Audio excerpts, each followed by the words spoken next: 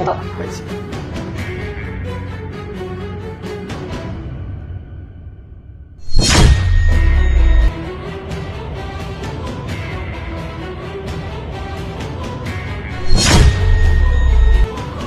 তো বিষের ওষুধ।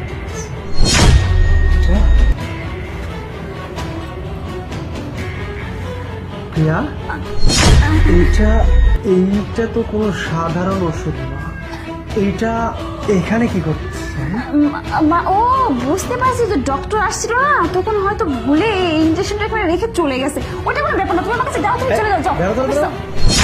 আরে দাঁড়াও, ডক্টর তো মানুষকে সেবা দেয়, ডক্টর তো মানুষকে মেরে ফেলে দেয় না।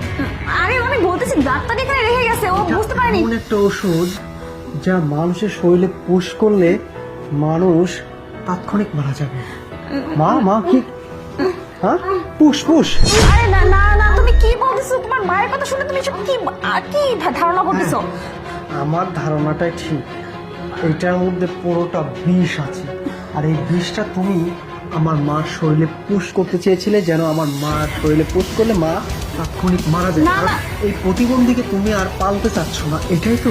না না, তুমি ভুল না, ভুল আমি বুঝতেছি না। তুমি কি ভেবেছো নিজেকে অনেক চালাক মনে করো, তাই না? আরে আমি যখন দ্বিতীয়বার আসলাম, কেন তুমি বোঝোনি? তুমি আমার মাকে বাড়ির চাপা দিয়ে মারতে পারো, সেটা আমি নিজের চোখে দেখেছি এবং খুব হাসি খুশি মুখে চলে গেছি, যেন তুমি বুঝতে না পারো। না রে, তুমি এটা ভুল বুঝতেছো আমাকে। আমি এরকম কোনো আমি ভুল বুঝতেছি না কেন? আমার মা কি তোমার টাকা খায়? আমি কষ্ট করে ইনকাম করি, তুমি শুধু আমার মাকে একটু সেবা করো। ও এখন যুদ্ধ হয়ে গেছে তো এখন আর সেবা করতে মন চাইছে না। যখন এই ব্যক্তিটা টাকা পয়সা ইনকাম করে আমাদের বসিয়ে খাওয়াইছে তখন খুব ভালো লেগেছে, তাই না? শোনো, তুমি আজকে আমার মায়ের সাথে যে কাজটা করতে চাচ্ছিলে না, সেম কাজটা তোমার সাথেও একদিন হবে, যেদিন তোমার সন্তান হবে কিংবা সেই দিনই বুঝতে পারবে।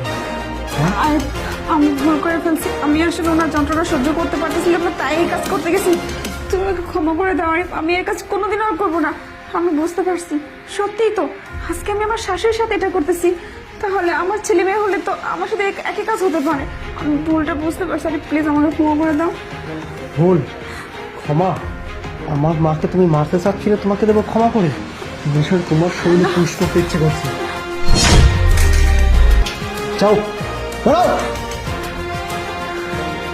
মা, তুমি চিন্তা করো না, হ্যাঁ?